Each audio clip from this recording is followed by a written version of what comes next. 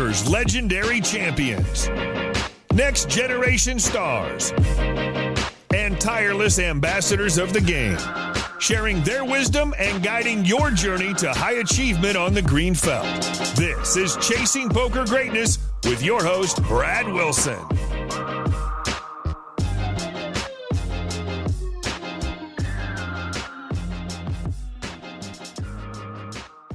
What is happening, my friend? As always, this is your host, Brad Wilson, the founder of ChasingPokerGreatness.com. And today, my guest is three-time WSOP Bracelet winner, poker coach, and author of The Game Plan, Matt Matros. Matt has racked up over $2.5 million in live tournament cashes over his almost 2-decade-long career. Some highlights include the aforementioned triple WSOP Bracelets in 1500 six-max, Limit Hold'em, and Mixed Hold'em Tourneys, finishing third at the WPT Championship for over $700K, and 3 more WSOP final tables. This conversation was a real joy for me. It brought back many fond memories of a time in my life when making a WPT final table was the end-all, be-all, and it was a mortal sin to miss an episode of the World Poker Tour, not only because it was exciting, but also because it was one of the few real sources of high-level poker strategy anyone had access to. You'll hear stories about Matt's good friend, the late, great Gavin Smith, the only time Matt forgot what hand he had in his entire poker career, and one pivotal ace-queen Matt wishes he had back. In our conversation, you'll also learn how Matt ended up at the $25K WPT Championship final table, a greatness bomb on how MTT players misunderstand ICM, why low expectations can be a poker superpower, and much, much more. So without any further ado, I bring to you 3-time WSOP Bracelet winner, Matt Matros. Matt, welcome to the show. How you doing, sir? I'm well. How are you? I'm doing pretty well. I'm hot. My AC is out, and it's approximately 3,000 degrees outside. So this is going to be a very sweaty interview for me. It's not a good time to be without AC pretty much anywhere in the country, but especially not where I assume you're in Vegas? No. I'm in Atlanta, but it's still very hot and very humid. Yeah, that sounds horrible. It's not fun, but it's only for a couple of days till we get the AC fixed. But I want to start out this show by firstly asking you about the story of how you got involved playing cards. What did that look like? Sure. Well, I came from a card-playing family. My dad, my great aunt, and lots of other relatives just loved to play any kind of card games. I was introduced to card games at a very, very early age. Poker specifically, I was probably, junior high when I first learned the rules, maybe a little younger. What card games did y'all play? Oh, when I was a kid, we played a lot of 500 rummy. We played a game my grandfather knew called Casino. My great aunt taught us the game called Dirty Dog, which my brother and I were just trying to Google the rules to, but no one ever heard of it. So I think my Aunt Julie had made it up. And then she also made up a game called Quack Quack, I think, which was just, maybe that was when we knew the rules too. One of them is just Uno with a regular deck of cards. And then one of them is a game that she just made up. But yeah, a lot of 500 rummy and Casino, and eventually poker as well. Quack Quack, it's Paul McGrill. It's a strange coincidence. Rest in peace, Paul McGrill. Yes, he loved to play those 2 deuces. Yeah. So you grew up playing cards. I did as well. A lot of rummy, a lot of cards. I remember playing 7-card stud with like penny ante with my grandparents growing up, and just always loved the games, and played a lot of spades in high school, which segued into my poker career. But tell me about discovering poker. How old were you again, and what was that like? I don't remember exactly when I learned the rules. Probably I was around 10 or 11 or 12, but I really started playing in high school. There was a time when pretty much every weekend my buddies and I had a standing night where we would go to somebody's house and play poker late into the night. And the betting aspect and the probability aspect really appealed to me at a young age, and the people aspect too.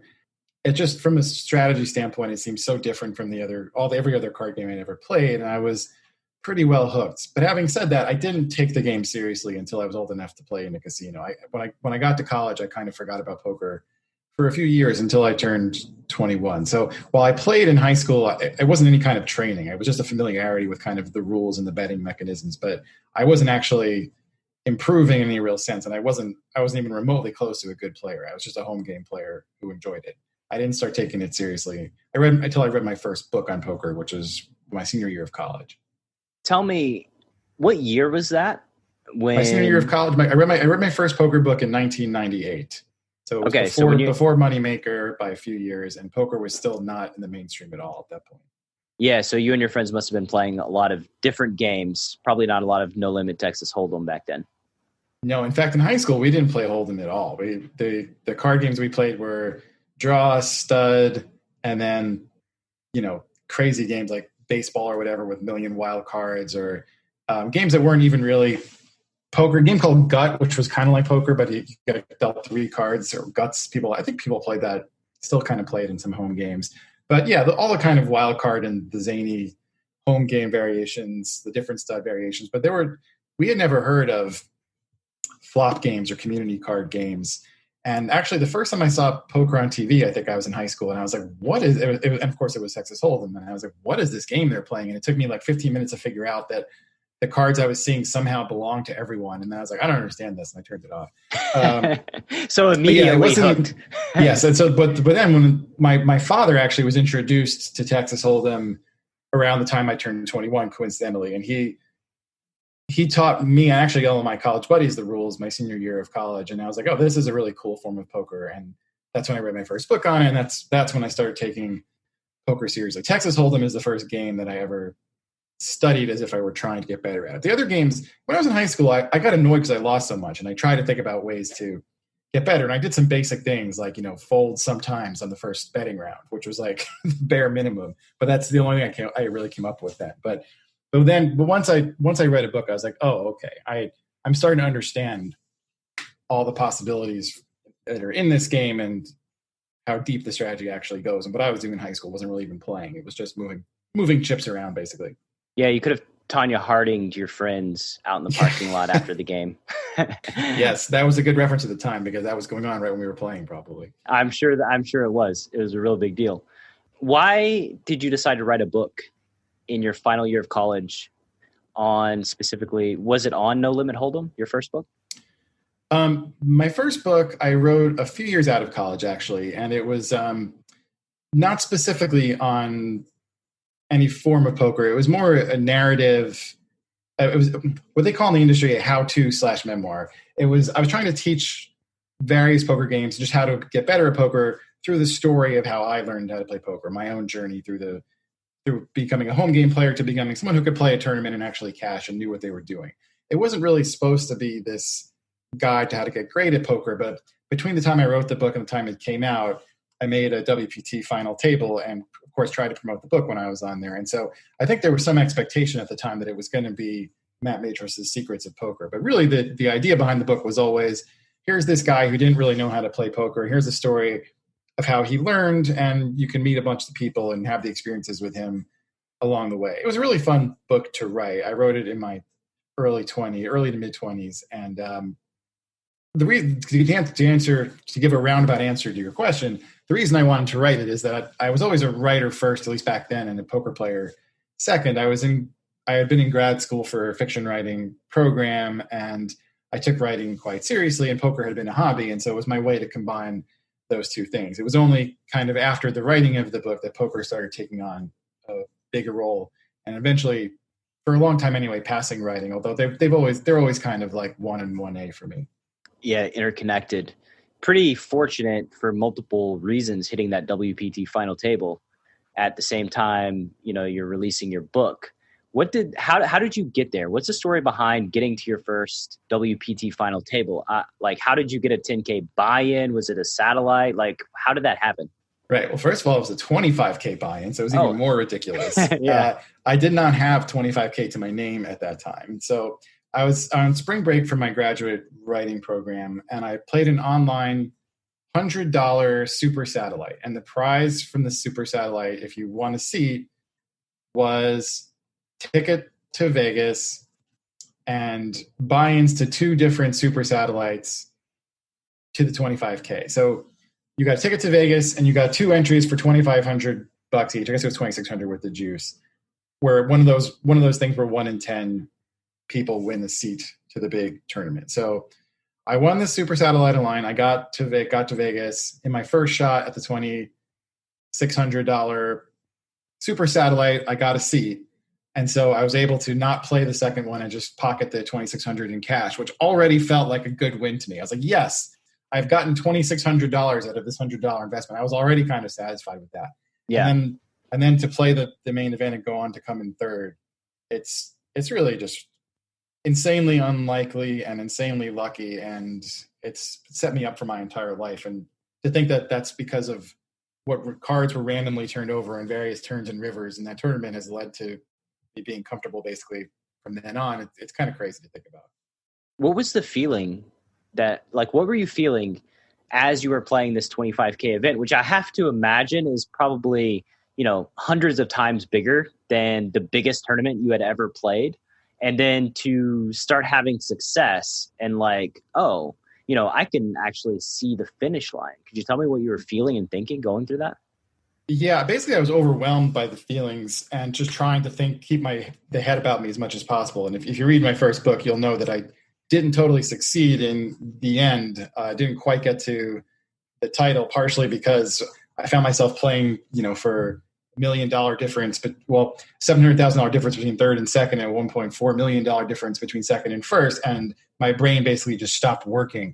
But up until that point, I was really just trying to stay in it as much as I could, because I was petrified that I was going to be worried about how much money we were playing for, and I wasn't going to play good poker as a result. And so if anything, I went in the opposite direction, and I played maybe even more aggressively than I should have. I just did not want to be the guy who was intimidated by the stakes and ended up playing poorly and not realizing as much value as I should. So I was doing things like check raising a flop with 2 9s, no set, and getting 3-bet and then shoving over the 3-bet. And it worked because people are like, this guy must have the nuts. The hand actually was against Joe Cassidy. And I told Joe the hand later, and he was like, oh, I definitely folded better hand than that. There's no way I thought you had 2 9s there.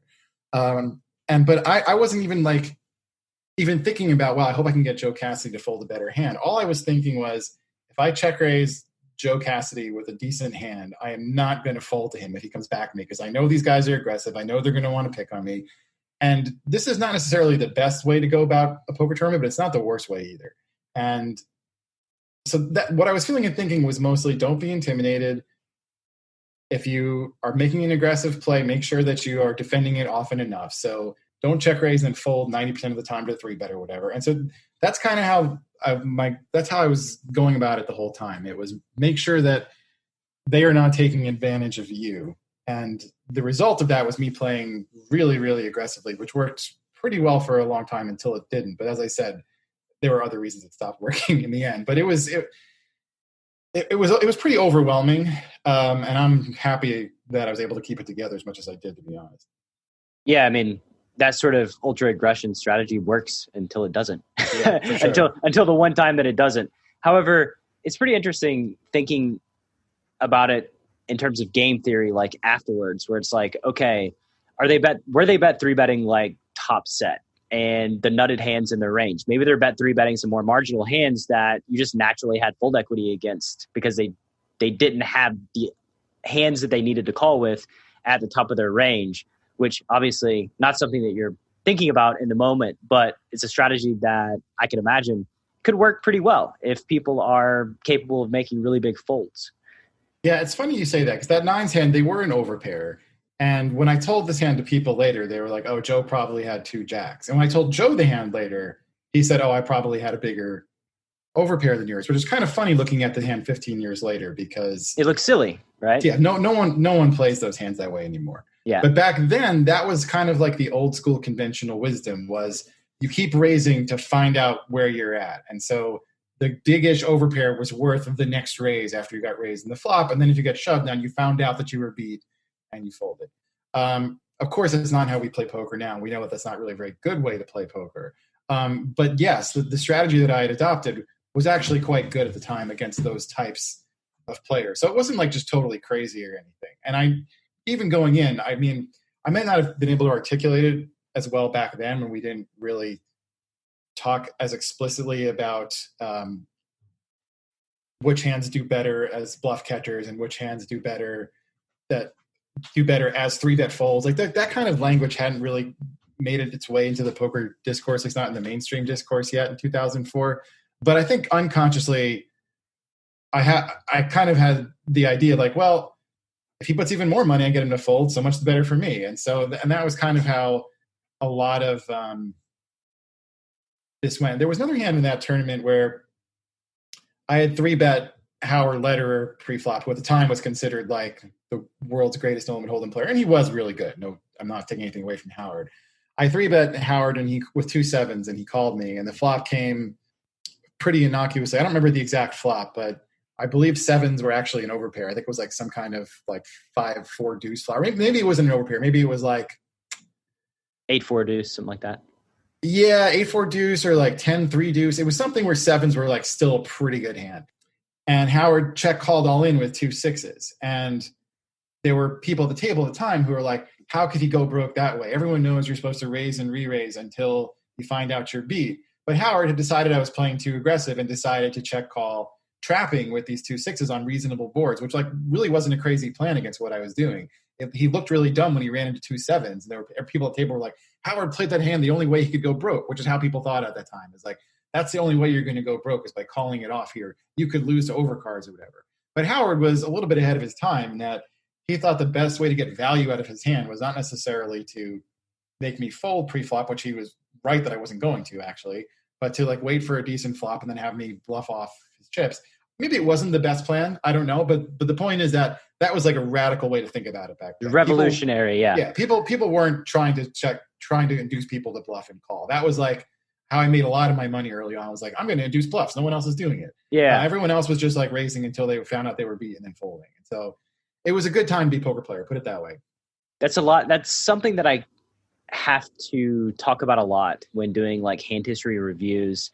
People who are newer to the game, it's like sometimes checking for value is the best thing you can do. And Absolutely. You check call to maximize your value.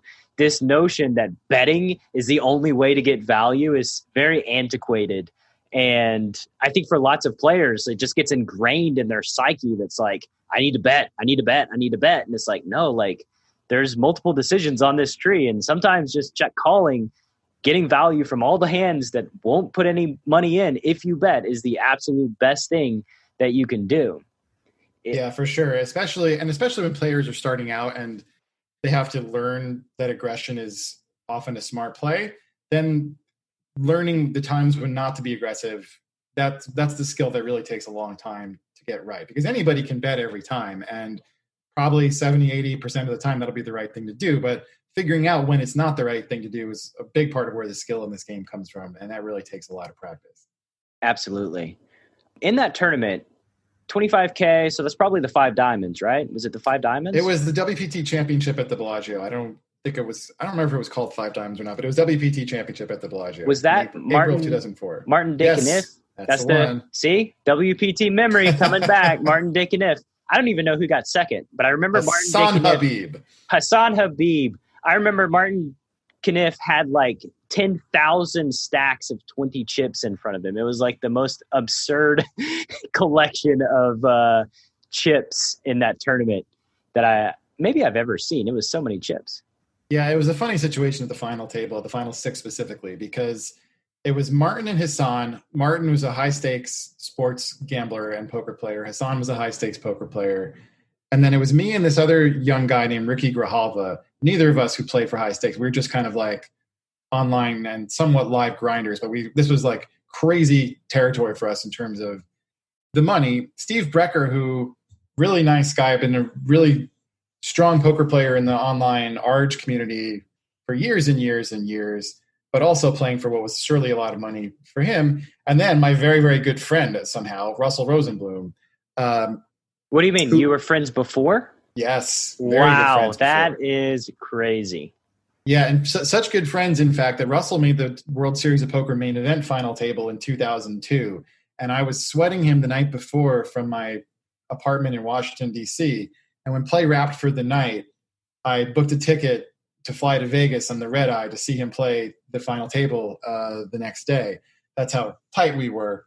And so, yes, we ended up at the final 6 of the WPT Championship, which was just absolutely wild. Now, the money didn't mean very much to Russell, I happen to know, but the situation, the poker prestige of the event, yes, absolutely, was hugely important to him. And as a result, there was a strange dynamic where Hassan and Martin really weren't that nervous. Like, for them, it was kind of like another day at the office playing poker for big money. The other 4 of us were scared out of our minds. And so, unsurprisingly, Hassan and Martin came in second. And like I said, given this situation, I'm pretty happy to come in third place, to be honest. But yes, Martin, very nice guy and very strong player too. What happened to him? I haven't heard anything about Martin Decaniff in years. I don't know. Does he still play cards? A little, I think. I think he mostly focused on his sports betting business. I know he runs. I don't know how much is public knowledge and how much is not, but I think he's been pretty interested in learning about the advantages that you can find in sports betting and soccer and other sports. And he's gotten pretty serious into it. And he, of course, he lives a European, so none of this stuff is remotely illegal there. It's all very, very legal. So I could say more, but it's not my place. It's fine. But basically, he's a very serious sports bettor, and that's what he mostly focuses on. I think he still plays some cards too, but I'm pretty sure he's doing just fine. But it's not like we're in touch. I haven't spoken to Martin probably since we ran into each other at Vegas at some random World Series. I don't remember how long ago. I want to say like 6 or 7 years ago, I probably saw him and said hi. But I have nothing but fond memories from Martin. And even though he's the one who busted me, I really don't have any ill will towards him. I mean, I busted myself really. So, and Martin was nothing but a gentleman the entire time. So when we see each other, we still laugh and smile, and we still have good. Obviously, he has good memories of it, but I do too. Well, I would say, how it appeared, the perception versus reality is probably a little different at the time for Martin and Hassan too. That, your perception's that it's like another day at the office, but to remember that experience, decades later shows that it was quite meaningful, I'm sure, to both of them. The opportunity to take down that tournament, the prestige, WPT Championship. A lot of those guys, I think back in the day, it's like a perfect storm of, like Antonio Esfandiari, Gus Hansen, the guys that won a bunch of tournaments around that time when poker was booming. It was just so massive for their career. It made them so many millions of dollars on top of the actual winnings that, that was just a big part of it back then. And yeah, pretty memorable experience, I'd imagine.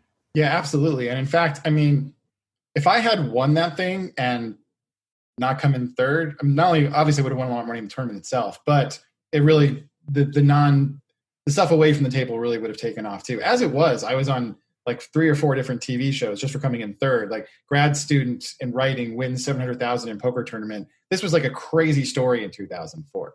So I was on like Today in New York. I was on some CNBC show. I was on local television. How did that feel? Going on TV, getting very interviewed. Strange, but it wasn't so bad. I was somewhat used to doing media at that point. And I was the very first time I was on camera, I was slightly nervous, but I got used to it fairly quickly because after all, I just been on camera playing for a ton of money. Being on camera talking to some news person is not nearly stakes are much lower. Yeah. But the people at Party Poker, since I had won through a Party Poker satellite, they were like coordinating a lot of these media appearances. They I don't know what I had signed away by, winning a satellite to get into the WPT main event, but I was definitely wearing a goofy looking 2004 Party Poker hat all the way up until the final table. And Party Poker, even though I'd only come in third, they were looking to do kind of a longer term deal with me. And my representatives there said they were trying to get me on Letterman. And the reason it didn't happen is that I came in third instead of first. But it was pretty clear that if I had actually won this thing, it would have been 10 times crazier, not just because of the money, but because of the stuff that would have happened afterwards. So it's really funny how like just a couple of changes, you just change the cards very slightly.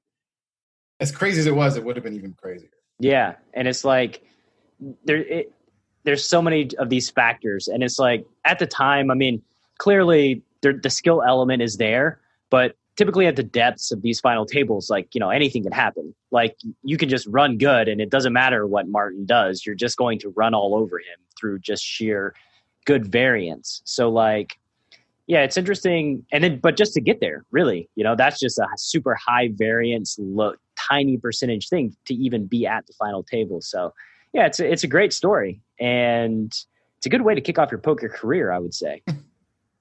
Yeah. I mean, as it was, I was probably going to be like an adjunct writing professor, grinding 1530 limit hold'em on the side, and like being the stereotypical, grind it out in his leather ass, like guy from Rounders. Yeah. Yes, exactly. Knish.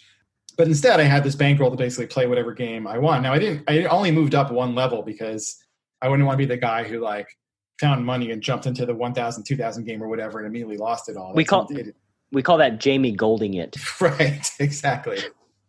And so like instead of playing 1530, I played 3060 or whatever. And I'm talking about limit, not even like 3060 blinds with a big bet game. Yeah. Most people don't know that like no limit cash games were not really a thing in 2004. It was all like the biggest game on Party Poker was, I believe it was it 3060 limit? I think it was 3060 limit on 3060 on limit Poker. Was the amazing game on Party where they had 1 trillion tables going, and the games were so good. Oh my Lord. In those days, it was only after Moneymaker won in 2003 that No Limit started catching on, and that all the tournaments started becoming No Limit really, and cash games started becoming No Limit as well. But yeah, I mean, Limit was still what was played really at the cash level, and even in a lot of tournaments too. I mean, there were way more limit events, not just in the World Series of Poker, but at other tour stops back then. Like you really won't find that anymore.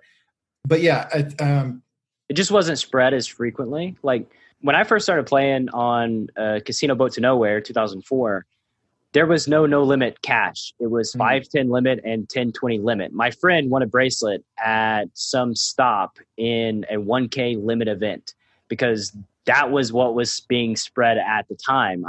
It took probably 5 months into 2005 before I played in my first no limit cash game before they decided to spread it on the boat. So it was really just a different world. And like Party Poker had no limit kind of, but it was like 50 big blinds and very small stakes.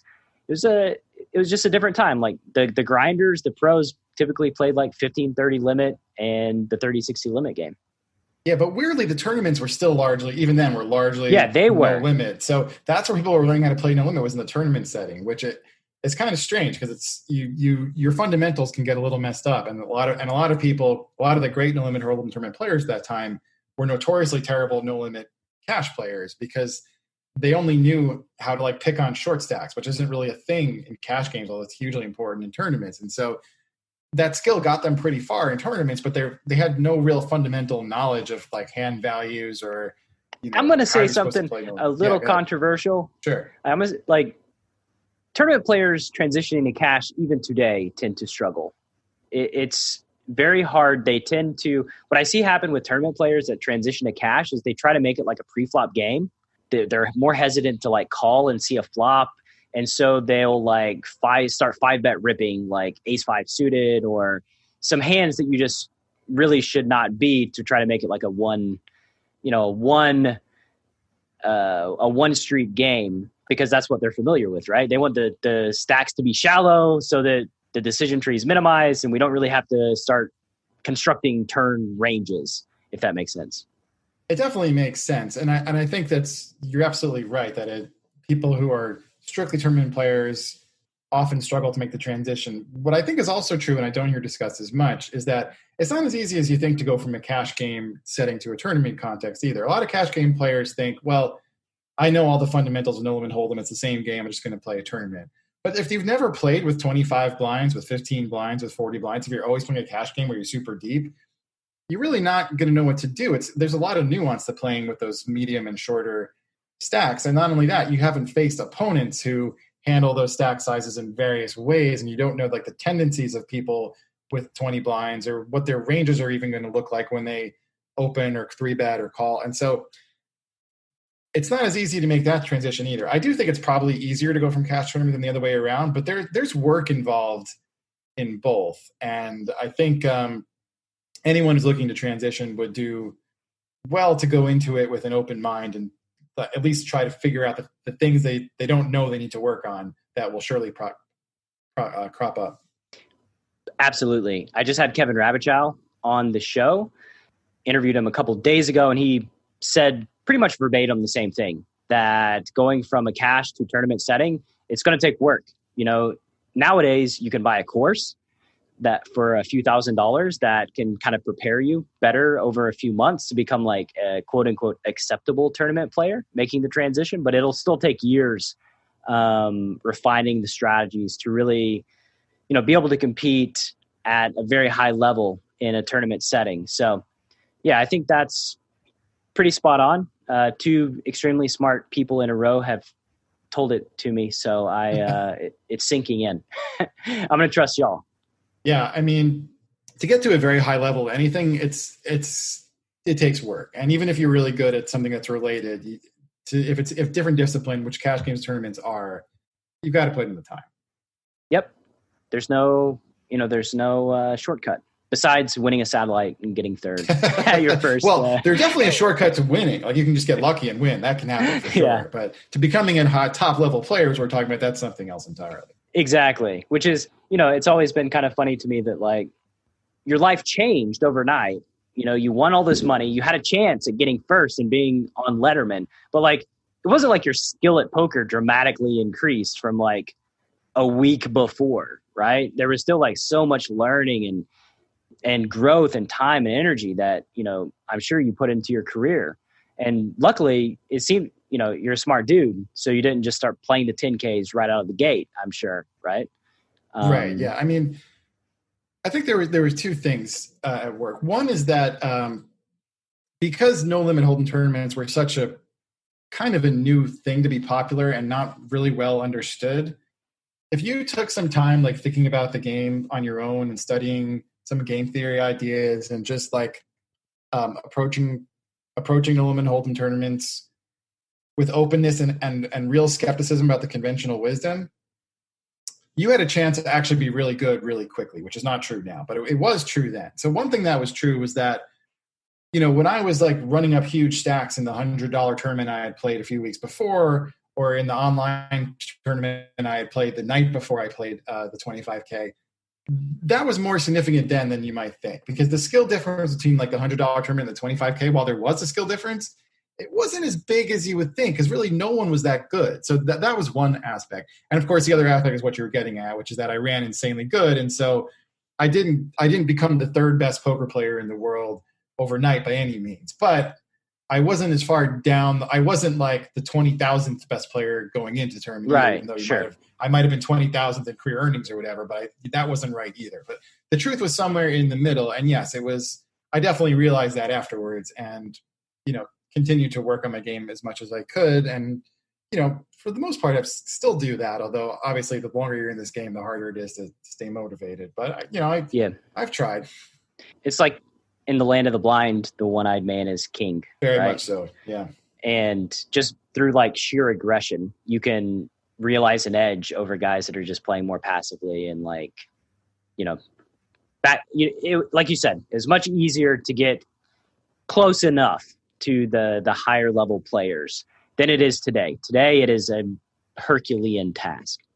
Yeah. I mean, today the top players are light years beyond where they were in 2004. And so the good news is you don't necessarily have to become one of them to make to do okay in poker, but you're not going to be able to rise through the ranks as quickly anymore. But you can still, there's still money to be made in poker. I mean, there's still the basic fact hasn't changed. The main way you make money in poker is from the weaker players, the non-professionals. And so that's still true.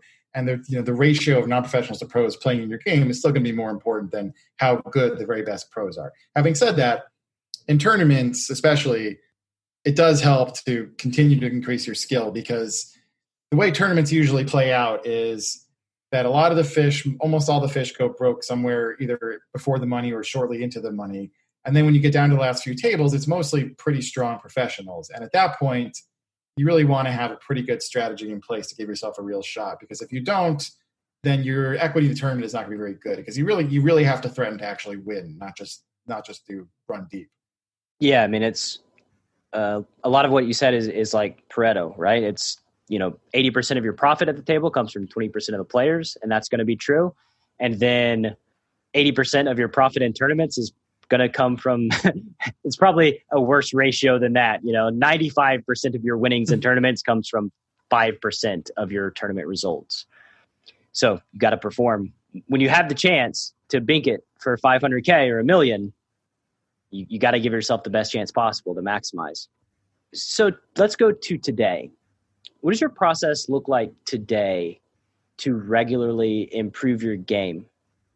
Yeah, that's a really good question. I think, well, just to give you some idea of where I'm at today, I became a father 3 years ago, and that kind of upended everything about my routine and my day-to-day. And so I was kind of away from poker for a couple of years. And so at the beginning of 2019, I knew I still wasn't going to be able to play that much, but I wanted to kind of engage my brain still with poker. So I decided to write a book to do something that we've kind of been talking about, which is try to improve as quickly, try to have give casual players a way to improve as quickly as possible so that they could at least have a chance against elite players. And so basically, you're not going to, as we've been saying, to become a truly elite player takes a lot of work. But if you have some sensible aggression, I would say, to your game, if you're timely about your raises, if you play a solid tight aggressive strategy, but not a weak tight aggressive, so tight aggressive but not folding at the first sign of resistance, you're going to have a shot. And that's kind of, I want to write a book that lays out the exact way you'd have a shot, because I ran into so many poker players who really love the game, but I just watch them play these tournaments and they're folding way too often and they're aggressive in the wrong places. And it seemed like relatively simple fixes. Now, when I sat down to write the book, trying to write out a set of rules that would make casual players threats in no limit hold'em tournaments, it was a lot harder than I thought it was going to be. And so engaging my brain to write out all these rules, which I eventually did, and my book is called The Game Plan, and I hope some of your listeners are interested in it because it's not just for casual players. I also include a lot of my own hands from the WSOP main event as examples. And so you can see not just what the game plan would say to do, but what I actually did. Sometimes that's interesting. But anyway, engaging my brain in this kind of task of creating a rubric for just saying, follow these rules and you'll be an okay poker player was much more challenging than I expected to be. I don't know why I naively thought it would be easy, but just the process of writing the book and forcing myself to study snapshot charts, which is a big part of what I had to do to work on what casual players are doing right and wrong in no limit hold'em tournaments, and just thinking through okay, well, really specifically, when is the best time to tell them to bet again on this in this situation, and when is the time to tell them to shut down, and when would they call? Just kind of going back to basics in that way, but still having it be complicated enough that I had to think through all the different bluffs, turns, and rivers that could run out. That, I think, really served me well in keeping my brain invested in the game, because I played 2 events at the World Series last summer in 2019. One was a limit, one was no limit. I cashed in both, and in the no limit, it was one of those, it was like the Crazy Eights or whatever with 1 trillion people in it, with 100 players, or I think 70 players, some very small number of players left. I lost a coin flip for the chip lead and I busted. And it was yes, of course I got my usual good luck on that run, but I really felt there were a lot of plays, especially with the very short stack situations, where if I hadn't just been immersed in studying these snapshot charts and in thinking about how people that I was playing against would be playing poker, I don't know, I definitely wouldn't have made the kind of run that I did. So that was one thing I did, was just to create this problem for myself to stay engaged. Since writing the book last year, now we're in a very different place with poker in 2020, since brick and mortar poker at this time is not really a thing, and definitely won't be for me for quite a while, unfortunately, until this pandemic is under control.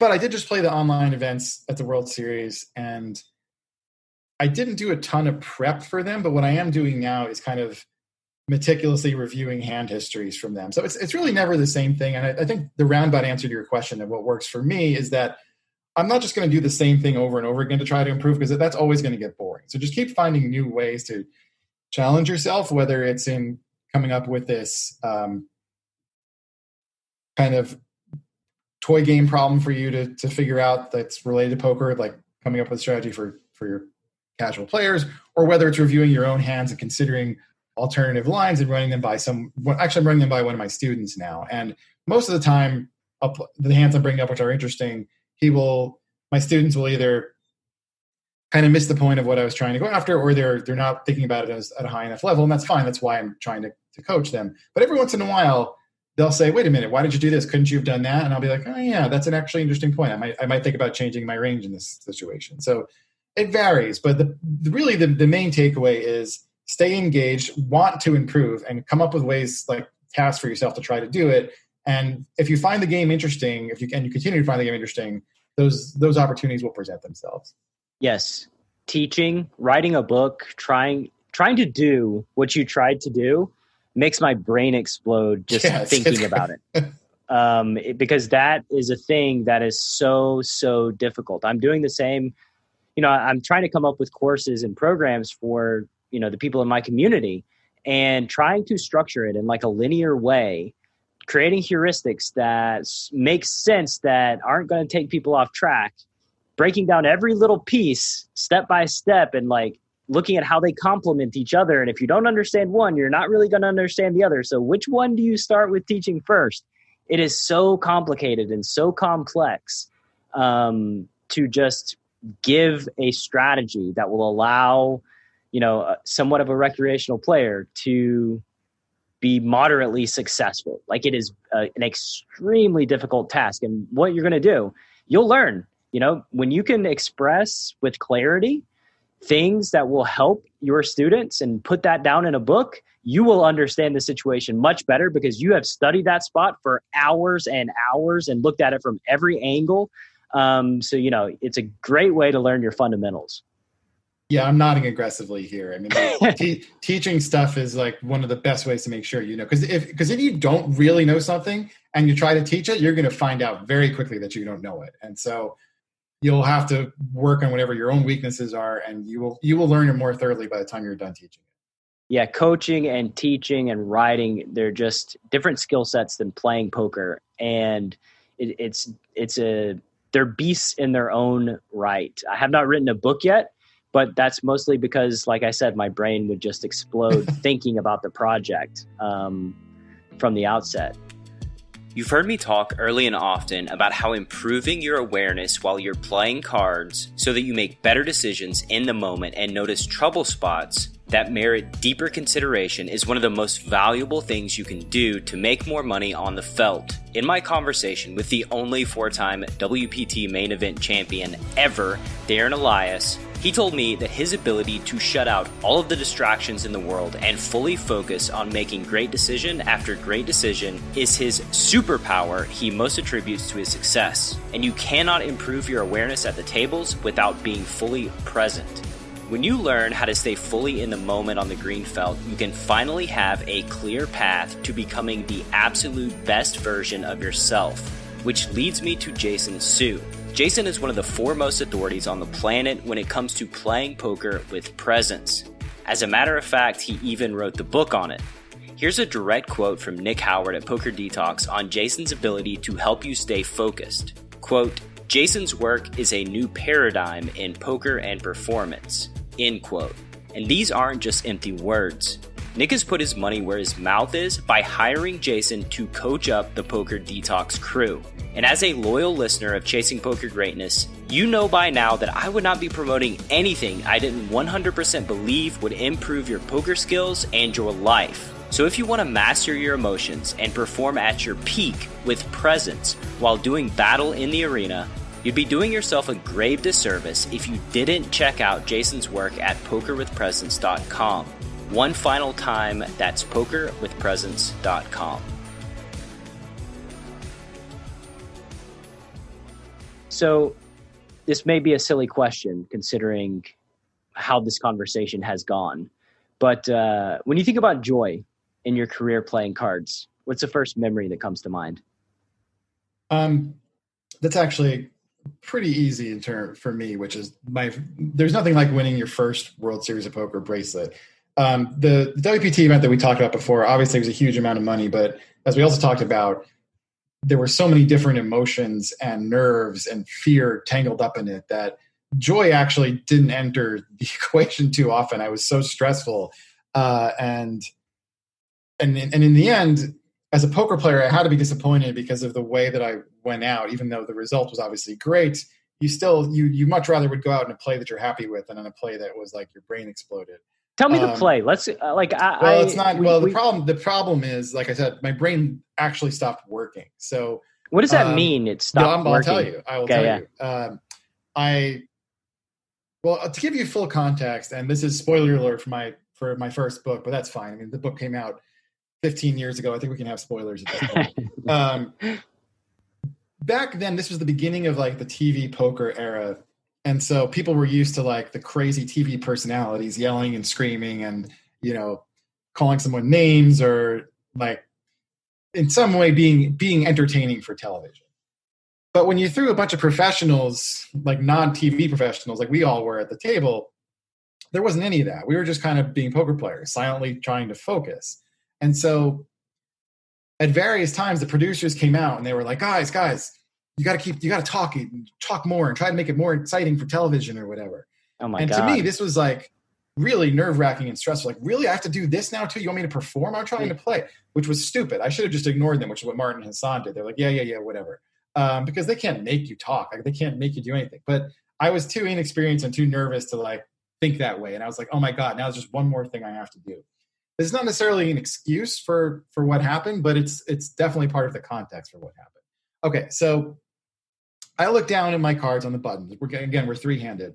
I have ace-5 offsuit. The blinds are 80, 160. And I say 500 straight. I've never said 500 straight in my life before this. I've never said straight but I was trying to be good TV. And so that's what I did, whatever. But again, I'm not an excuse, but just to give you a sense of like how out of my own self I was at this point. Yeah, you're like watching yourself from above. I'm like trying to perform this persona for I don't even know what reason. Like, I don't know if there's actually going to be a benefit to me to being good television or what. But anyway, that's what I say. Hassan folds, Martin calls in the big blind. The flop comes down, and I believe it was, I might get the order of which cards came when wrong, but I believe the flop comes down Jack 9 deuce, I want to say. I might be slightly off on some of those cards, but it was definitely Jack high. I definitely have no pair, no draw, ace high. Okay. Martin checks, I check back. Okay, fine. The turn is a 10. So the board is Jack 10, 9, deuce. And now Martin bets out. And my brain says to me, okay, well, now you have an open-ended straight draw with your ace 8. And you should semi-bluff all in here with an open-ender and overcard because Martin will be leading out this turn a lot of times. You don't have to tell me this is a terrible play even with ace-8. Like, I know this now. But this is what my brain was telling me then. So I shove in. Martin snap calls with king-jack. And I kind of like shrug my shoulders and turn my hand over. And I'm pretty surprised to see that I do not have the ace-8, but I have the same ace-5 that was there the first time I looked at my card. Oh, no. So now I'm drawing to 3 outs, and of course I don't hit them instead of the like however many outs I thought I was drawing to. Now, to be fair, if I'd had ace-8, I wouldn't have had that many more outs because my queen would have been no good. But still, if I had remembered, and I've never, by the way, this has never happened to me again, and had never happened to me before then. I've never in my life forgotten what I've had except for this one hand. If I had known correctly that I had ace-5, I just would have folded. And I would have been by far the shortest stack three-handed and probably come in third anyway. But it was so disappointing to like not make a poker play to bust, to just have like my brain die at this very stressful moment. In the end, I obviously found comfort in the $700,000 I won, and also comfort in that like I would have had the fewest chips, being the worst player and the most nervous, even if I had played it correctly. So it was not that hard to get over it. And I don't really think about this very often anymore. Now, like once a year, I'll be like, oh yeah, remember when I did that? Oh, well. But at the time it was like, as a poker player, you just want to have a play that you go out on that like makes sense. You don't want to have this happen.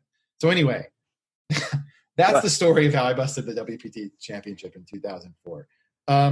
How did we get on this? We were talking about something else. Oh yeah, joy. So there was no joy really from this, and from a poker standpoint. Now it makes sense. Yes. Now it makes sense. There was absolutely joy in 2010 when I won my first bracelet for so many reasons. the most obvious is I've been trying to win a bracelet since I got into poker seriously in 1999, and certainly since I became a semi-pro in 2003, and I've been making trips to WSOP, and I had a bunch of final tables and a bunch of deep runs up to that point, but never coming in first. In 2008, I had a run where the last 3 tournaments I played, it was one of those 2,000 player fields, $1,500 events. I made it to like 30th and took a bad beat and like immediately registered for the next one, or started the next morning. I got to the final table of that 2,000 person event, got it in with like ace queen against ace 9 suited and lost and came in 6th. And then immediately registered for the main event, which was starting in a couple of days. I was like sick as a dog, but after day 1 of the main event, because I was just playing, I had just been playing those super long days of those 2,000 person events, and then immediately jumping into the main because there was only 1 day left to buy in, and played day 1, sat in my friend Russell Rosenblum's guest room bed, sick as a dog for the next 2 days, emerged, and then made a run in that main event, which had like 6,000 people in or something, and came in 77. So I had this like two years earlier, I'd had this massive run of like pretty deep, safely in the top 1% of the field results.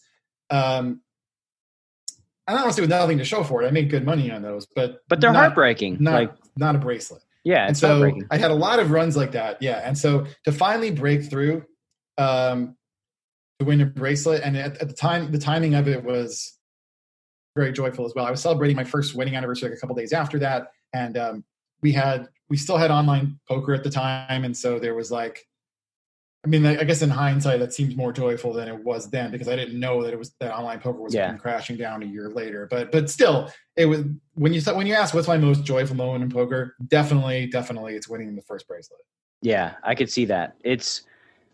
I don't know how tournament guys do it, to be honest, because it is like it feels so soul crushing to play like a 4-day event and get 30th, and then like reg the next one and go play 4 more days and get like 18th. It's like, oh my God, like you have to be made of something superhuman to just continue doing that day after day after day. So I can imagine, the joy of finally binking it is. Yeah, totally.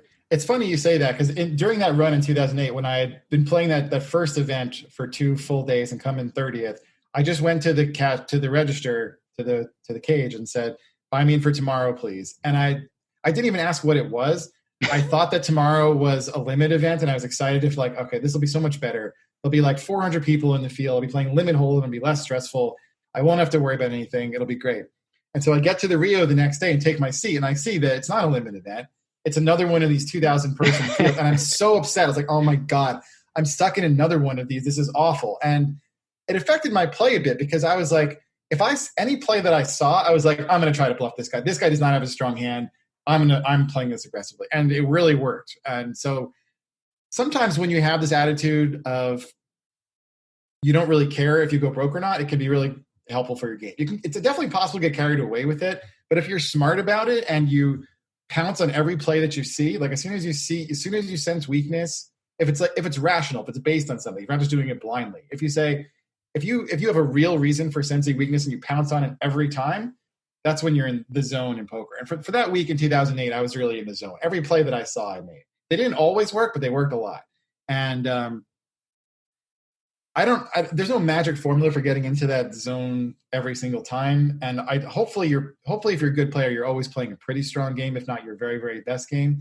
And again, you always need to have the cards help you out to some extent if you're going to make a run in the tournament. But yeah, it's a grind, man. And there are a lot of times when you are just busting every day, either for a long run or a short run. It doesn't matter. You're going to like find various ways to bust out, and you're going to go 15 or 20 or more tournaments without doing anything. And it can be crazy making. But personally, when I know that I can only lose 1 buy-in at a time, that's easier for me than cash, where like if I lose 6 or 7 cash sessions in a row, I feel like I've just gotten destroyed. Like, what happened to me? I'm running so crazy bad. Whereas losing 6 or 7 tournaments in a row, or even 20, it's like, all right, I kind of accept that a little. And I know the cashing is kind of a rare thing anyway. But when in a cash game, where you're expected to, like the expectations that you're going to win money and you don't win over and over again, that eats at me a lot more personally. So it's always different. I prefer tournaments, but I understand why some people don't. And, none of it's easy, put it that way. Yeah, for sure. I mean, having low expectations is actually, that's a great point. Kevin Rabichow, he said he went through his database at one point because we were talking about like winning and losing days. And like he added up his winning sessions and his losing sessions and compared them to show his dad. And he won on 51% of days as a cash game player, right? Yeah, it's maddening. So having low expectations of like, okay, like most likely I'll bust, which is hilarious, by the way, this story. You reg the wrong event and then you're like, fuck it. I don't care. I'm just going to play. Whatever I see, I'm going to pounce. And if I bust, I bust. And then you just run super deep again, which is, pretty funny in its own right. Yeah, I actually, ran deep and, improved on the result from the last tournament, which is wild. But yeah, and 2008, the World Series poker was a bit different. I mean, there weren't a lot of like big buy-in events. And also when I said tomorrow and she said it was 1,500, I said, great. I mean, that if she had said tomorrow is 5,000, I would have stopped and said, wait, what is it? But yes, I mean, this was a time when I would go out to Vegas, I was probably just like playing every tournament and hoping for the best. But yeah, I mean, that cash game thing, just to return to that for a second, 51% of sessions. That means like, even if you're only running like kind of bad, you might lose, 7 or 8 sessions out of 10. That's not even that crazy. And that's going to feel terrible. And so you're making me feel better because actually during pandemic cash games, I've not been running bad. And I've been hearing this story from someone who does it a lot more than I do, is making me feel a bit better, honestly. But it's funny how, as a cash game player, if you have a break-even run for a really long time, that feels horrible. It's like, oh my God, I've only broken even for 2 months. You feel like you've gotten crushed. Yeah, you do. And so with tournaments, it's not easy to go over $1 million, but yes, the expectation game is huge. Yeah, absolutely. And Kevin Rabichow, he's a crusher. Right. He's like a crusher and is 51%, right?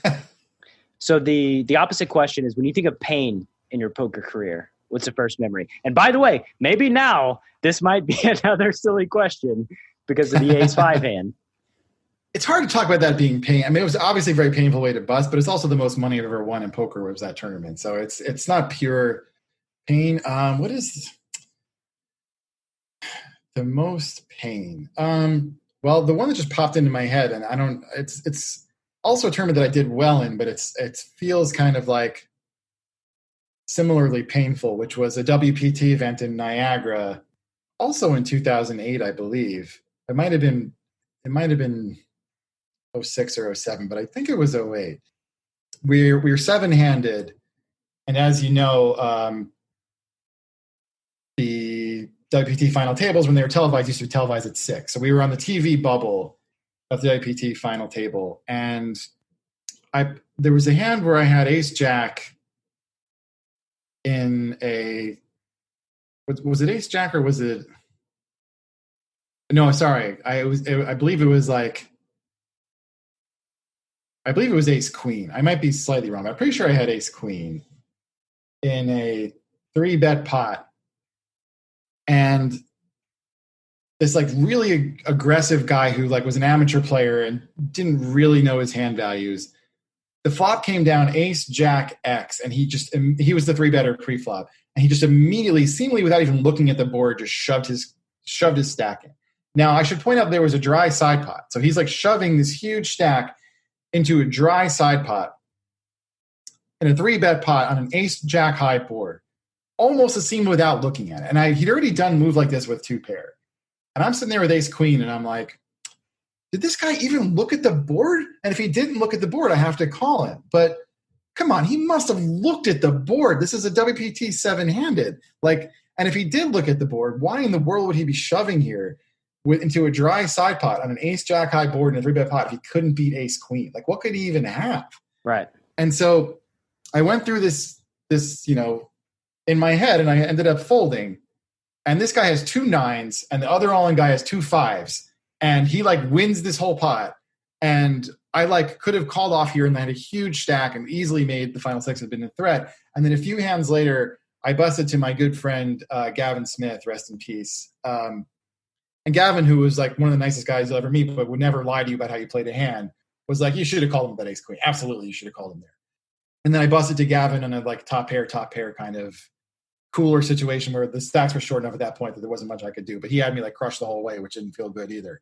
And so talking about pain, like to be able to play a televised final table with Gavin, who was, as I said, a very good friend of mine, and someone who I had known at that point even for years, and who it just would have been such a great, even if wherever place I would have come in, it would have been so fun to have that memory, especially now that Gavin's no longer with us, to be able to play that 6-handed WPT final table with Gavin and to be able to talk about it with him for the rest of our lives. And of course, to win more money than I would have gotten for 7th. So again, it's a tournament where I did well. 7th place in WPT is a finish you're never going to sneeze at. But the pain of how I busted and what could have been for that tournament, that's the first thing that popped into my head when you asked me what's my memory of pain in poker. Yeah, that's pretty painful. Yeah. And for those of you listening, the reason why the opponent should not be bluffing into a dry side pot is because there's value in somebody busting. So like you don't want to just you want to bust a player out. That is the goal to get to the WPT final table, especially so that you get TV time, all these things. So yeah, that's a pretty brutal one, man. I don't know that I actually fault you for folding the ace queen. I wasn't there, of course, so I don't know the dynamic or the situation. But like, if you, from a purely analytical perspective, not seeing anybody do anything, you would say like, okay, yeah, this is a pretty reasonable fold. I think without the read, it's a pretty reasonable fold. But like sitting there, I swear this guy never looked at the board, and it's clear that he didn't. By the way, seeing what he had, so it's just like it's kind of a standard read, which is that if someone acts super quickly, it's very unlikely they're value betting. Because if you're value betting, don't you have to think about how much you want to bet? Don't you have to think about the best way you're going to extract value from the hand? Like, don't you have considerations like that? Whereas if you're bluffing, a lot of times you don't care. You're just like, just get it in. Let's see what happens. And so the super quick bet, especially among non-professionals, is very often not a value bet. And so absolutely, yep. I should have been married. I should have been stronger with that read, I think. But again, it's a very tricky spot because it's hindsight bias. It's not a spot where, I mean, how many times as tournament players have we been in a spot where you can bust someone 3-handed and it just goes check, check, check, check. It's like, it happens way more often than it should, to be honest with you. Because as you're saying, like this guy had 2 9s. Let's say that I fold my ace queen like I did, and the other guy randomly has like jack 10 or something like that and paired his jack.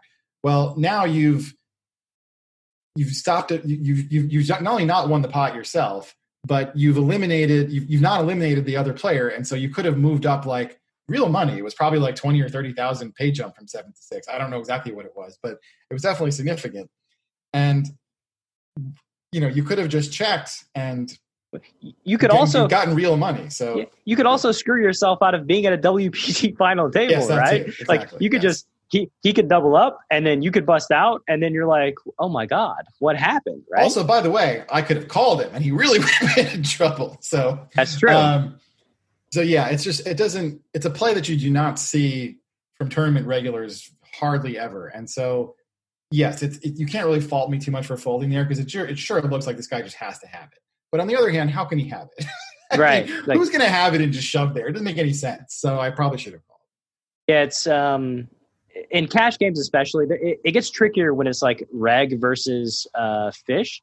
Like I think regs, especially in cash game, for a long time, and I'm just giving this away for free, but for a long time, regs in like the small blind, whenever you would like raise the cutoff and they would delay like 4 or 5 seconds and then 3-bet, they would get 4-bet out of their socks by me, like just consistently, because it's like a 3-better fold spot and the ranges are so ironed out that like if they have aces, right, there's no thought. It's like, oh yeah, of course I'm 3-betting aces. If I have kings or ace king or queens, you're just like, it's like auto. But then when they would delay, it's like they're looking at my stats and they're like, should I be 3-betting this ace jack off? Should I be 3-betting this 7-8 suited?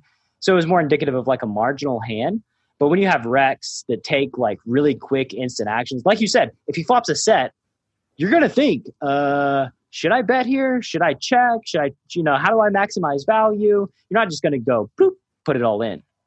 Same thing with ace king for sure. The only hand I was like, convincing myself he had was ace jack for 2 pair, which is like, okay, whatever. I'm just going to shove it in. I'm not going to, I just want to protect the hand. And the reason I was like, tricked myself into making that read is that he had done a very similar play with 2 pair and shown it earlier. Right. So yeah. It was tricky, but that's funny that you say that about regs acting instantly with their hands they know they're supposed to 3-bet with, but not with the other ones. That's really funny that they would actually do that, because I mean, in tournaments, if I have 3 aces and I want a 3-bet, I'm never doing it instantly. I'm always thinking about it. Okay, what's the stack sizes? What does my 3-bet range look like? If I 3-bet with these aces, like, what am I going to, what's the plan going forward? Like I definitely have to think about it. Here's a question though. How many tournaments are you playing at a time? These guys are probably playing like 12 tables at once, Yes. That's really interesting timing tell. That's having never been a no limit cash grinder. Really. I didn't know about that one. That's a good one. It is. It made me a lot of money over the years. So couple lightning round questions here for you, and then we'll get it done. And I'm going to go jump in the pool or something. My God, I'm sweating through my clothes. I'm so sorry. What's some common poker advice you hear that you completely disagree with? Common poker advice that I hear that I completely disagree with. I guess the one that would come to mind in terms of tournaments is that a lot of people like to talk about ICM. And for those who don't know, ICM stands for Independent Chip Model. And it's a way for trying to value your stack size at a final table, taking into account the pay structure, taking into account that just by surviving longer while someone else busts, you can make some more real money. And I don't really have any problems with ICM as a model. Where I take issue with it is I think people use it as an excuse to play much tighter than they're supposed to at a final table. So ICM exists, and what it often means in practice is that if someone shoves on you, you need a stronger hand to call than you would ordinarily in like earlier in the tournament. And that's fine. That's all well and good. But people often miss the second half of that, of what it implies, which is that you can raise a lot lighter if they need a much stronger hand to call you. And people use ICM as an excuse, like, oh, ICM, I have to fold every hand now. No, you don't. ICM, you can pressure all the other stacks and no one wants to bust. And you can go from like 7th place to 3rd without even showing a hand ever, because aggression is properly being respected at a tournament final table. So, I love that. That's a greatness bomb. So my thing is that, like, yes, ICM matters. You should learn it, but you should learn it the right way. You shouldn't take the wrong lessons from it. Yeah, because it works both ways, right? If you can't call, then they're not supposed to call either. So Correct. Knowing how to apply the pressure at the right time is just something that, it's not exactly parallel, but I have these same feelings with a lot of the people who like randomize decisions in tournaments, like near the end. I've seen it with like some prominent streamers, like, this decision is going to be a randomized. They click a button and they're like, okay, raise. And I'm like, basically what you're doing is you're removing the responsibility from yourself to this thing that you don't have control over. And then you can say, well, if I bust, it's not really my fault because the randomizer told me to do it. And so I'm randomizing.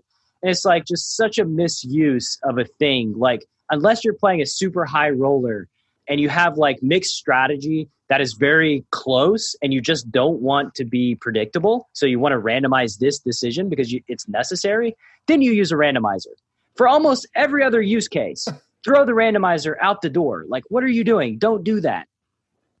That's hysterical. I got to say, I'm not a random decision, but I've never in my life said, all right, I'm going to turn on the randomizer now. Like, if it's that close, can't you like think of enough factors that will like sway you one way or another for this particular spot? Like, is it really so random? And then the other half of that is, okay, you want to randomize. How are you doing it? Are these guys like looking at a clock on their computer, or are they just like clicking a button? Because if they're just clicking a button, I got news for you.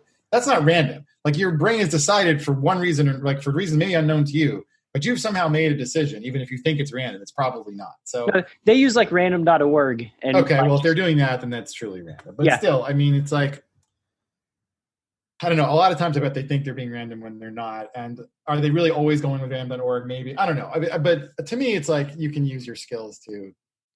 Yeah, if it's that close. You can like take into account the very small factors that usually you might not take into account, but maybe in this time you do. Maybe it's like the big blind is slightly tighter or looser, or like there's the stack sizes behind you are more or less likely to shove or whatever. And like, you find a reason to play it, to either fold or to raise. You don't just like, in my opinion, I mean, I'm not saying, again, I don't think it's like terrible to do this, but I've never done that. And getting back to the ICM thing, as you say, like, they shouldn't be calling you either. Well, at some point though, it does become a game of chicken, because sure. Yep. if you're going to let me raise all the time, at some point someone has to be like, I'm going to cut off my nose despite my face, because like, at some point you might have to call, even if it's slightly negative EV, just to stop this metagame thing from happening. And so actually I made a final table of this online World Series of Poker in Potlam in Omaha. And my bust out hand was kind of like this game of chicken thing in a way, which is that I had a very strong PLO hand, which was King, 10-9 double suited. And I raised and got called, and one of the other bigger stacks, and this online World Series Poker, so no one had that many chips. But one of the other guys who had like some chips, 3 bets squeezed, and I had enough chips to like shove, but he's of course going to be getting like, I have no fold equity. I have like 24 blinds or something. Now King 10-9 double suited is like a top 2.5 or 3% PLO hand. So from that standpoint, like, it's not really reasonable to fold this hand to a raise. Otherwise I'm like almost always folding to the 3 strategy standpoint. On the other hand, doesn't this guy have aces like every time? And aren't I like flipping now? Like, I'm not in that bad shape against aces, but I'm still behind. And do I really want to get in my chips behind in a final table spot where I can win real money by moving up? Well, because I'm me, I couldn't bring myself to fold King 10-9 double suited, and that's how I busted. But it's like part of that game of chicken thing. It's like, well, if I'm literally only going to call the 3-bet or get involved with my stack with 2 aces, then someone's going to just shove every time. So like, I have to pick one other hand to do it with, and this would be the one. This is like the best non-aces hand you can have, more or less.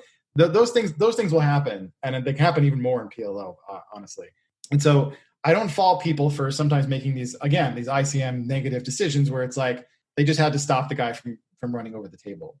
Yeah, I mean, back in my Party Poker sit and go days in like 2005 at the 200s, it's like there's 4 people left and you're the big stack, and it's like you just raise and keep raising, and like whenever like the big blind or whenever there's pressure, you can fold just so that you keep the game going. Just so like this short stack can fold, and then the small blind will fold, and then you just get to keep raising and accumulating chips, and then by the time somebody finally busts, it's like, oh, I have 95% of the chips, so I'm just going to, win this 90, super high percentage of the time. And it's like, you have to exploit that. I mean, you have to take advantage of people having to fold. That spot in particular was crazy back in those sit and goes where the pay structure is 50%, 30%, 20%. Right. So like 60% of the prize pool is going to be awarded on the next bust out, basically. And the pay jump from 4th to 3rd is as big as any of the pay jumps ever. Like the next one is going to be, 10%. And then the heads up pay jump is the same as this one. So like, it's a massive bubble from, relatively speaking. And yeah, you're crazy if you're the chip leader and don't take advantage of it. And, the same is somewhat true in any bubble spot, but that one was crazy. Yeah, I love those bubble spots. Yeah. I hated being in the other position where terrible. Z Justin is just like jamming it in my face every hand. It's like, oh my God, dude, chill out. So if you could gift all poker players one book, what would it be and why? Wow, gift all poker players one book. What would it be? That's a good one. I have to think about this a little bit. Well, selfishly, I would say my book, The Game Plan. But if you want a more serious answer to your question, I mean, maybe it's just because it's the last poker book I read, but I really think it's going to be a classic in literature. But Maria Konikova's new book, The Biggest Bluff, it's just such a smart book, and it's not a pure strategy, but I don't think there is like a pure strategy book that every poker player should read. But if every poker player wants to get a sense of the kinds of work you need to do on your own decision-making process in poker and all the various factors that are in play in terms of becoming a poker player and how to rid yourself of some of the biases you may bring, whether it's your own emotional makeup at the table or your own biases in reasoning. Maria does an amazing job in like delving into all that stuff and going to the experts and very thoroughly researched, but also applied to her own poker game. And the conversations with Eric Seidel that are throughout the book are fascinating, and she also talks to Ike Haxton and Lucky Chewy and other people, and all their thoughts are really interesting. It's just, I can't imagine anyone who plays poker seriously who will not get something out of and enjoy Maria's book. And so I think that would be my choice right now. Again, if I had to pick the one book that will make you a better player, I don't know what I would pick. Maybe it's still that one. I don't know. But certainly I think this is the book that I think every poker player who likes to read should be reading.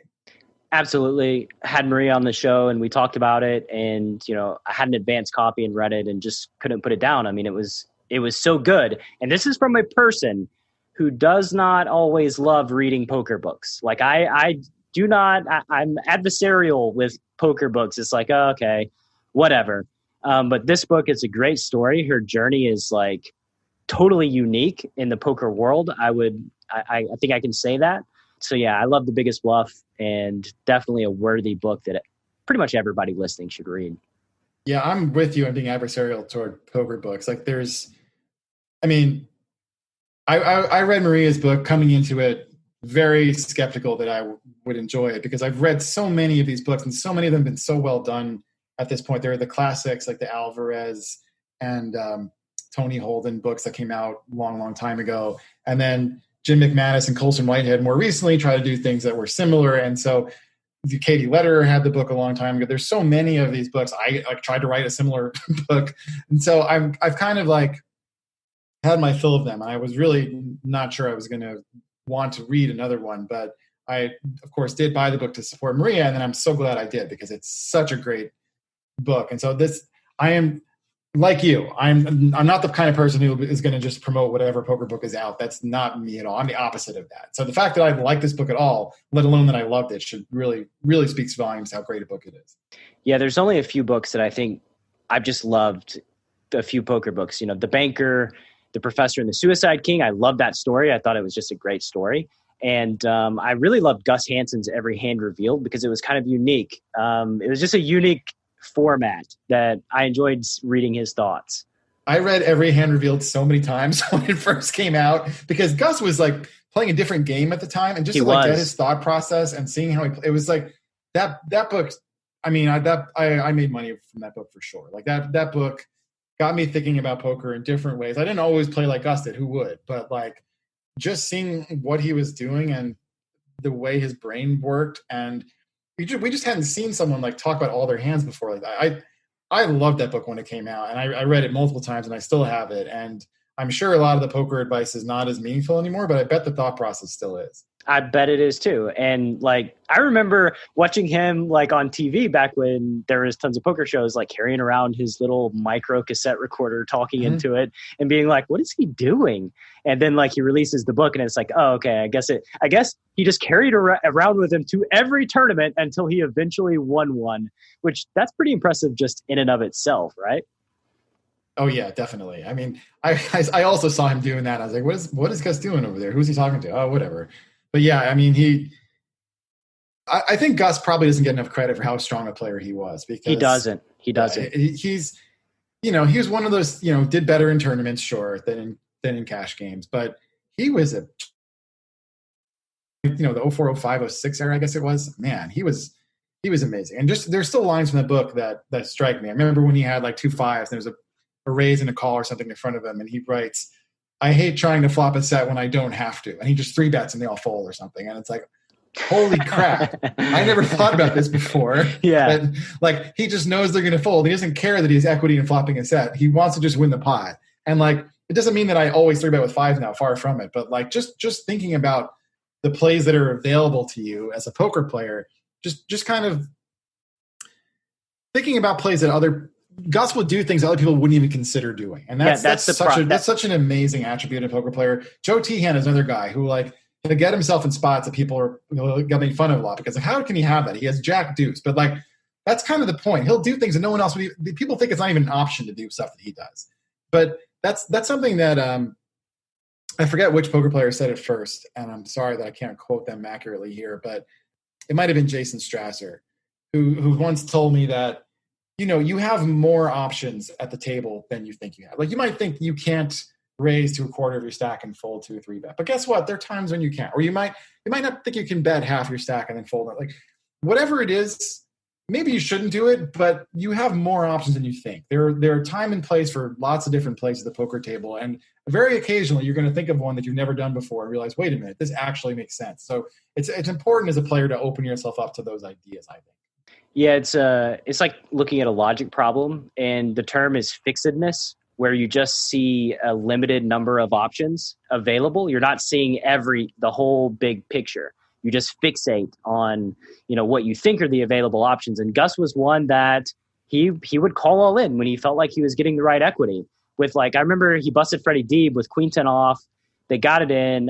Freddie had ace king, and they interviewed Freddie after a WPT, and Freddie was just he just said, yeah, I wish I could play every day against this guy. He's calling me with the queen 10 like he's horrible, he's garbage. And looking back at it in retrospect, it's just so hilarious to think that Gus was just so far ahead of everybody else that he was basically crushing them and they didn't even realize what was happening. Yeah, it's amazing that concept took so long to actually make sense to people. But in my WPT run in 2004, I opened with 7-5 suited and someone shoved on me and I was getting 2.5 to 1. So I shrugged my shoulders and called, and people thought I was out of my mind. But of course, I beat the ace jack offsuit and busted the player. And this kid doesn't know what he's doing. Well, no, actually, you're supposed to call getting 2.5 to 1, the 7-5 suited, and people just didn't know that then. They didn't think about it that way. They didn't have the numerical reasoning in place yet in 2004. At least a lot of people didn't. Some people did, but not everyone. Well, Gus came from the backgammon background too, yes. Which is a lot of math, and so that probably helped him tremendously when transitioning to poker. So, a few more questions. What's your current big goal right now? Current big goal? Well, outside of poker, my big goal is to publish a novel, which I hope to do someday. I don't want to put a time limit on it because I've been working on writing fiction my entire life. But I would, I'm hoping to be pitching a novel to the publishing world relatively soon, and I would love to have that go somewhere. In terms of poker, I don't know what the big goal is anymore. I'd love to win another bracelet, but right now the idea of even playing an in-person World Series event is so far away that it's hard to picture it as a goal. But right. I guess I'd like to write another poker book as well. And that's something I do plan on doing. And I've kind of already, as part of reviewing my hands from these online World Series events, and using them with students, I'm kind of oh, you know what? There might be material here that I can turn into something. And so, my big goals right now, I guess, are writing goals from this point in my life. Nice. Whenever you get the novel or your poker book, either one, come to me. I have no problem talking about a novel because I love novels too. I love fiction. Do you have any projects you're working on that are near and dear to your heart? Projects that are near and dear to my heart. I think we talked about a few of them. My writing projects and just my poker improvement project. My other hobbies, which are both, well, they're in various states of pause right now because of the pandemic, but my other two hobbies, one of them is chess, which I used to love playing in person at the Marshall Chess Club, but luckily chess is one of the things that can survive to some extent online through the pandemic. And so I'm not a great chess player, but I'm not a bad chess player either. I try to work on my chess game. I don't spend as much time on improvement as I used to. And so that means I'm improving kind of slowly right now. But chess is kind of fun in that you don't have the variance of poker. So for better or for worse, when you lose a game, it's almost always your fault. And when you win, it's, either the other person messed up or you didn't. And so that's kind of nice too. But also chess rewards study and improvement and your own skill level more than poker does. In poker, you might actually be playing a lot better, but getting crushed because the results are not always going to cooperate. In chess, the results track your progress. So that's kind of nice too. Yeah, it's much more tangible. Yes, yeah. My other hobby is community theater, which I love to death. And I've been in a couple community theater, a couple shows locally, but that's on hold for the foreseeable future because of the pandemic. Theater is the last thing that's going to come back. But I love just being someone else for a few hours. It's really a thrill. And I love the people I meet there. Why do you love it? Why do you love being somebody else for a few hours? It's mostly just the thrill of performance. It's when you get the reaction from an audience or even from a fellow performer and you're kind of it's sort of similar to being in the zone in poker. If you're in the zone as a performer, you have this sense of I hate the word control in poker, especially because you have so little control in poker, and the faster you accept that, usually the better you are as a player. But having said that, in terms of acting, like to feel like the audience is really, or the other performers are responding to like the tiniest nuance of what you're doing. If you're trying a line a different way than you've ever tried it before, and all of a sudden you found the right emphasis, or you found the right tone to strike, or you found something in your character that makes people laugh or gasp if they hadn't before, all that just like is supremely satisfying to me. And so it's a lot of work, but it's worth it for those moments. And also just being around other like people who love to tell stories and to perform and to get in the zone with you and kind of feed off the stuff you're giving them is just really, it's a thrill. And I mean, it's almost hard to describe if you're not someone who's into that stuff, and if you're not a theater person, but hopefully I've done it some justice so people understand why I like it so much. You've made me want to dabble in the theater, Awesome. if that means anything. You should. So look for a community theater near you, and however long from now theater comes back, you can try to do it. Yeah. Awesome, man. It's been great having you on. Oh, I do have one question. And this is not going to happen anytime soon for all the reasons we've said, but if you could put up a billboard for folks who are driving to the card room, to the casino, what would it say? A billboard. Wow. Well, the billboards I always see are the ones advertising some other casino, like when you're on your way out, or right. Like next time play at this other place, which was very smart. But what would I put on the billboard? I feel like I could interpret this question a bunch of different ways, but I would say always look at your cards. Yeah, like right, definitely. Well, I always remember them. Always remember your cards. I would say something like, poker is a game of skill, partially because it seems like that's a point we still have to argue among some people, which is super annoying. And so like reminding everyone that that's true is helpful. But also I think a lot of people who are coming to the casino, especially casual players, don't know that poker is actually a game that you can think about and like use your brain and your people skills or whatever and take part in. They think a lot of people think it's just like, what are you going to do today? Slots, poker, roulette. I'm just going to pick one. And they're so wildly different to me that anyone would ever consider like doing one or the other. It's like, they're just completely different universes of what you're doing with your time. And so I would want to like maybe have a little wake up call for the people to get them into the poker room, not because I'm looking to like take money off a fish or whatever, but because I want to grow the game. And I think the more people that understand what poker is, which again, it's amazing to me that even now we have to really labor to explain to so many people, like hearing some of the testimony from like, for example, the apostle hearings and what they have to like painfully explain to even like the judge, and that it's just like I listened to the apostle hearing. Veronica sent me the link and I recorded it. I unfortunately listened to it and I just had just a bad feeling in my stomach. I was like, this is not going to end well.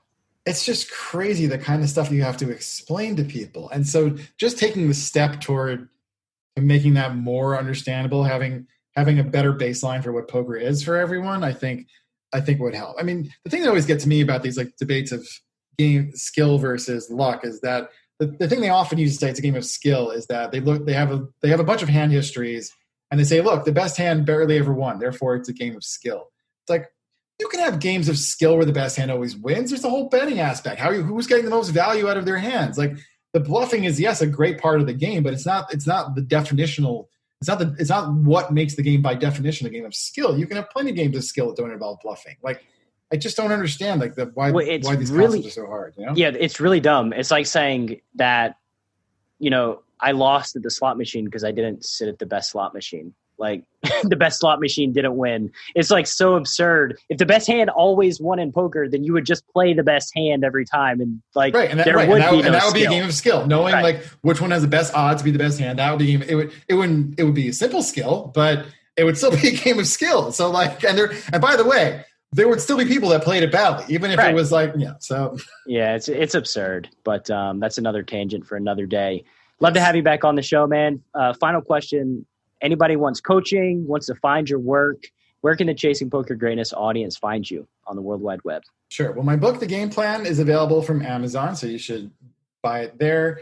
My website is matmatros.com, matros.com, and I'll post some writing stuff there or announcements or things like that. You can get on my mailing list through my website. I'm on Twitter at Matt_Matros, Matt_Matros. And so I'll often talk about various things there. Like I did commentary with Dave Tuckman for a World Series final table, and that got announced there. I have a Twitch channel. My Twitch channel is Jacks Up. That's probably not going to get used as much now that the online World Series is over, but I had some fun streaming those events. So basically, I'm on the internet. I'm online. So you can find me without too much trouble. Please check out the book, The Game Plan, if you're interested at all in anything I've said today.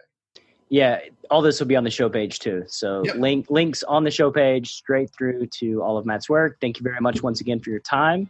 Really loved it. This was great, Brad. Thank you so much.